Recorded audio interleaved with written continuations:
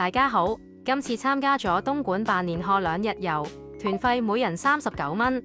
呢個團標明純玩，冇其他自費門票，享受真正嘅旅遊樂趣。團餐有鮮鮑魚、荔枝柴燒鵝等。酒店入住海德國際酒店，簡約得嚟好舒適。酒店附近仲有條宵夜街，好多車仔檔。景點有俗稱東莞小麗江嘅西溪古村、非物質文化遺產嘅豆醬製作坊，同埋東莞規模最大嘅貿易批發中心細川市場。呢度係目前東莞交易品種最多嘅。行咗國貿中心，呢度匯聚世界各地風味餐廳。商場入面仲有條玻璃天橋，係熱門嘅打卡點。最後參觀咗鑫源食品博物館，品嚐廣式臘腸。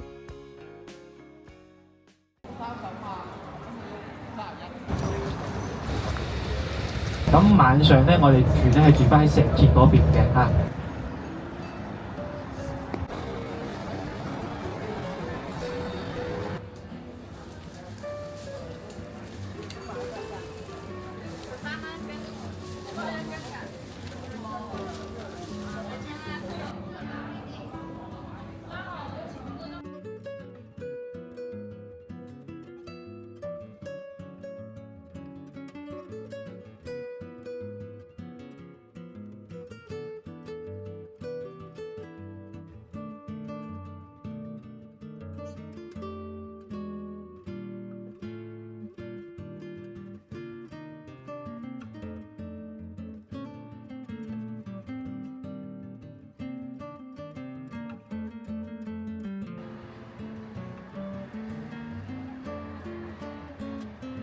包包咧，咁啊帶大家咧陣間就去下我哋寮步嘅呢個叫做又一味醬魚啊，咁啊呢度過去咧應該都係10分鐘兩個字車程就到啦。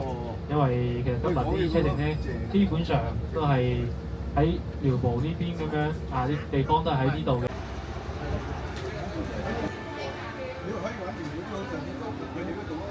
悠久啦。第二咧係因為佢嘅工序咧係比較繁瑣嘅。當時咧家家戶戶咧都有整豆醬嘅習慣啦，但係咧冇人將佢作為一種商品去出售。喺個發酵房入面進行發酵，我哋會加入曲種咧喺入面發酵7到9日嘅時間，令到啲菌絲咧咁更好咁包裹住啲黃豆啦。係，之後咧我哋會有一個2次發酵。2次發酵咧係我哋寮步豆醬獨有嘅。係。磨完豆之後，我哋會將啲豆咧放喺一個咁嘅大缸入面進行一個日曬夜露，咁令到佢咧嗰啲微生物咧喺入面更好咁進行一個化學反應。係呢個係3年嘅醬油釀造出嚟之後先會產生嘅一啲嘅精鹽。係呢個醬油咧有8年嘅時間。真嘅？哇，好大陣味喎！啊，都佢好唔使咁熱都聞到。好熱都聞到。即係豉油係嘛？而家先散㗎啦，好熱都聞到冇得散。8年係咪豉油啊？係醬油。醬油。大家可唔可以跟我嚟個曬場睇下㗎？下面咧有曬我哋嘅豆醬啦、醬油啦。我哋嘅豆醬咧係要曬9個月嘅時間，而醬油咧係要曬2年嘅時間。我哋定期咧會有師傅會檢查嗰啲醬料嘅情況嘅。係呢個大肚咧叫做和桶啦，係上世紀70年代留低嘅，到而家已經有40幾年嘅歷史啦。係嘅。而右手邊咧係我哋嘅咖啡廳，有我哋嘅醬油雪糕啦。哦，我試下先嚟啊！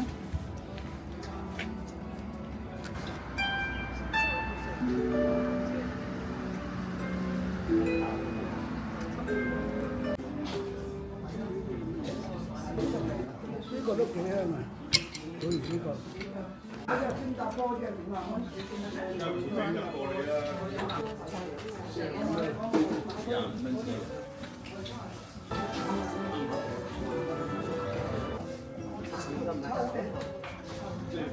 因為佢有買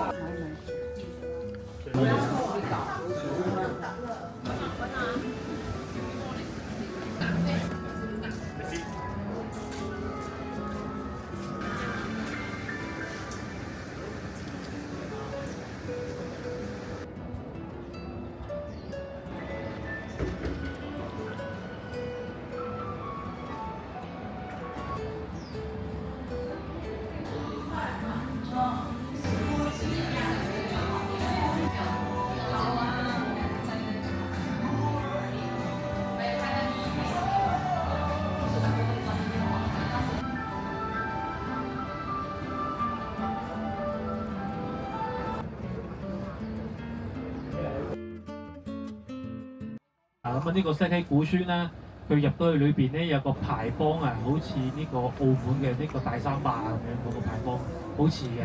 咁跟住喺裏邊咧，佢個古村都好得意嘅。佢呢個村有幾大咧？到時候你入到去咧，你會見到咧左手邊有個水塘。個水塘咧咁大，呢條村就咁大㗎啦，即係一邊一半水塘一半村嘅。亦都話水可以養人，亦能聚財所以話咧呢個村咧佢建造咧就好似一個八卦咁樣嘅建造嘅。一半咧係水塘，一半咧就係村落。咁呢個村落嚟講咧，都係喺明朝到清朝嘅一啲建築為主，比較有特色，就係啲青磚屋比較多，就一路保存到依家。咁喺我哋東莞嚟講嘅話咧，都係保存落嚟比較完整嘅，有好多啲祠堂都喺度。最初咧喺嗰度住嘅嗰批人咧就姓尹嘅，即係鄭伊健咧個伊字咧就唔要打人旁。嗰個雲姓雲，就喺嗰度居住嘅。後邊咧就依家嚟講咧，亦都有比較多即係本村嘅人咧，可能加埋就得個千幾個，但係咧比較多外來過嚟呢邊做生意開下啲食飯嘅地方開下啲食館糖水咖啡或者係做下啲依家好興嗰種叫做漢服嘅服裝咁樣各方面。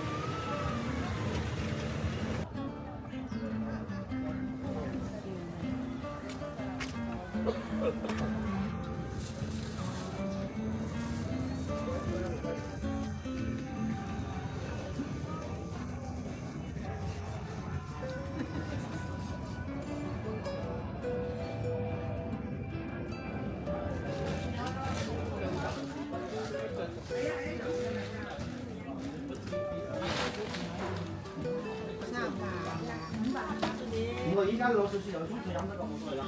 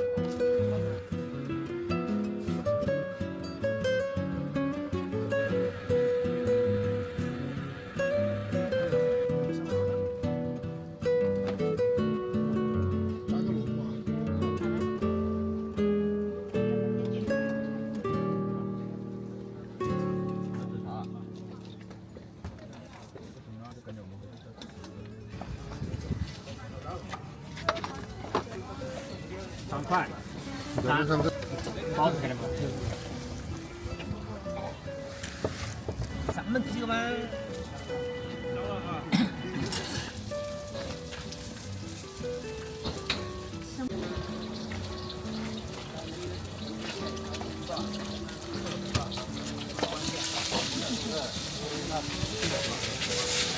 炒面一个中辣一个辣。我知道好，等會兒啊。哎，这是。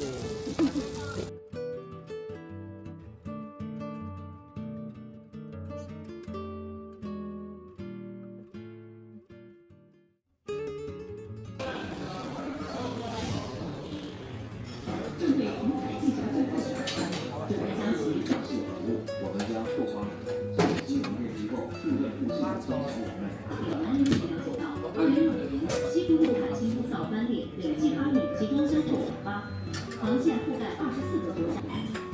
福建省黎宁江际，我国将推出30项首位陆大型企业管理技术。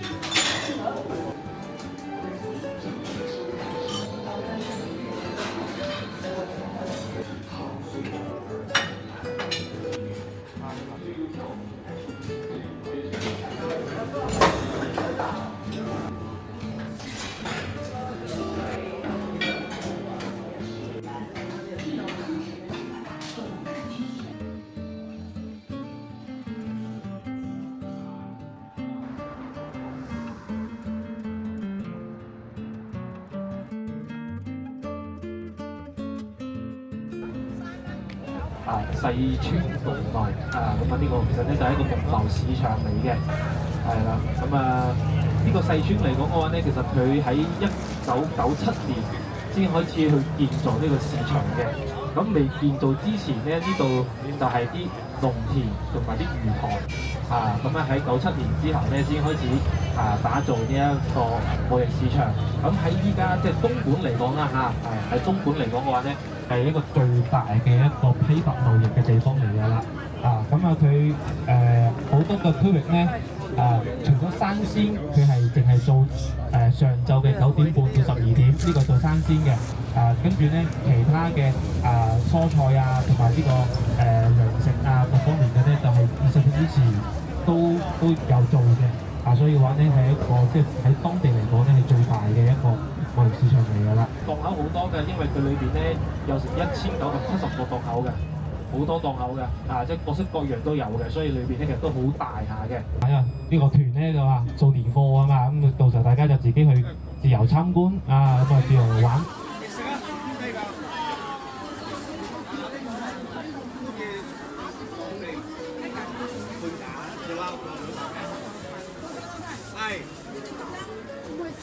嗰啲好甜㗎喎，你試唔試㗎？啲啊，呢啲呢一推一百嘅，35蚊。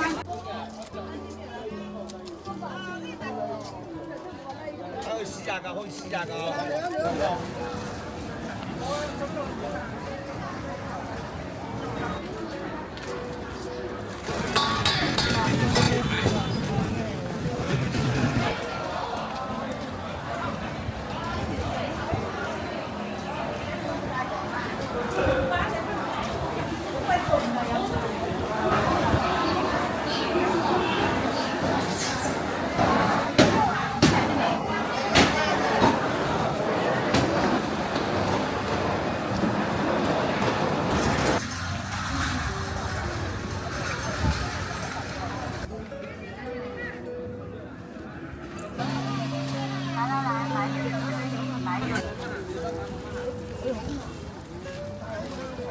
而家咧就去呢個呢個係民營國貿中心，咁咧即係去呢個商圈嗰邊，但係大家咧就喺嗰度會俾翻2個零鐘嘅時間俾大家咧就食呢個中午飯。因為食中午飯啊嘛，因為咁可能有啲又中意可能人多嘅柴娃娃，可能想會去啲餐館係嘛，咁可能人少嘅又會中意食快餐，咁所以咧都會有翻2個鐘頭左右嘅時間，大家咧可以食下嘢咁樣。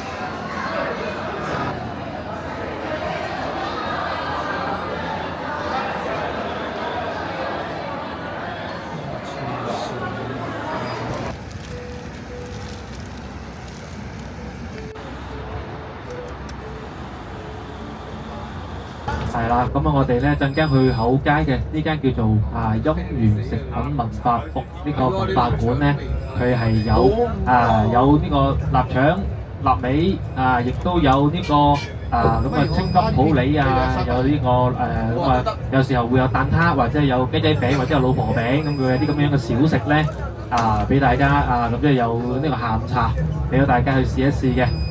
非常歡迎各位啦嚟到我哋東莞嘅呢一間音源食品文化博物館咧，我另外有個紅色嘅飛仔俾我哋嘅，呢個係博物館啦，為我哋各位團友準備咗下午茶嘅下午茶飛，大家參觀完呢間博物館之後咧，可以用呢個飛仔人手攞到份茶點嘅。參觀嘅路線咧，我哋係有分咗1樓同埋2樓嘅。2樓係一間蠟像館，大家喺蠟像館嗰度咧見到好多關於我哋東莞嘅傳統食品製作過程嘅。咁1樓呢度咧，我會帶住各位團友去到影視廳睇一個4分鐘左右嘅電影嘅。電影嘅內容咧就係話俾我哋知呢間博物館佢係點樣嚟嘅，我哋博物館嘅起源文化。嗱好啦，我哋而家人齊咧，大家跟住我哋講。口街蠟像有住800幾年嘅傳承歷史，純手工精工細作，讓佢成為全國最具代表性嘅臘味品牌。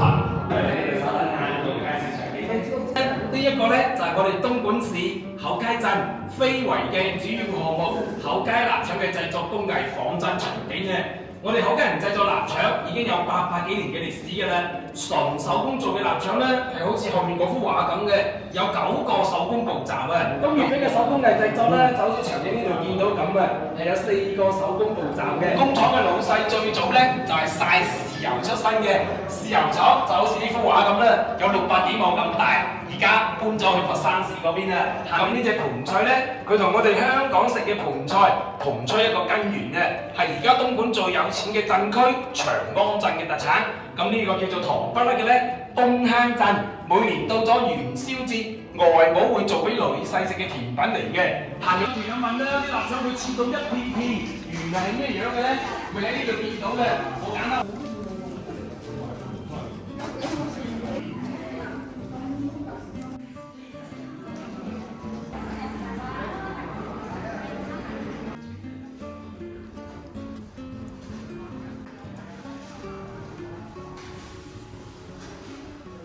飯爪加梅乾米爪，我哋嗰啲咧食到金香嘅飯爪咧，呢啲100蚊2包嘅，一包咧就23蚊，可以全部